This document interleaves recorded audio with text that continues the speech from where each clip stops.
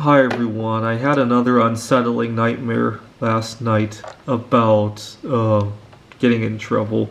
See, one of the big resolutions I made for the decade, the Roaring Twenties, is I have a fear I need to overcome. In the 20 teens, my big fear was flying, which I overcame. Unfortunately, this past year I haven't been able to fly, obviously. But another big fear of mine is loud noises. I had a problem with a workplace event one time.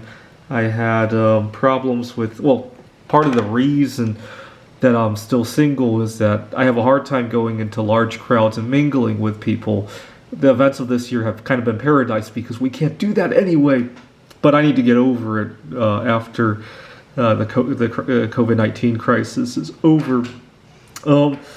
I have a hard time with some of my coworkers because their idea of how to relax and my idea is very different. I can't really tell my coworkers where I went on vacation because some of my coworkers are from a different culture, and my two favorite places in the world cause a little bit of a rift with some of my coworkers because of their cultural differences. And so I hope to change that. I want to stop going to those two places and go to New Orleans and Las Vegas instead over the coming years. But I have big fears that I'm going to get myself in trouble, arrested for disorderly conduct, or maybe get into a fight, get hurt. I have big fears of that. And I don't want that to happen either. So I've been practicing by I recently took up bowling. I used to go during the quiet hours, but lately I've been going to Thunder Extreme. Loud music, flashy lights, those are the kind of environments I hate. And the first couple of times I went to those places, I had to put on some earplugs. And lately I've been taking the earplugs off. The problem is that I find I have to go while fasting. If I go on a full stomach, it doesn't go very well for me for some weird reason. I don't know why fasting always gives me that happy-go-lucky feeling. I find I have to fast at least 8 hours, if not more, before I go to the bowling alley. And even then, I run into trouble a lot. I often have to pull myself out of there.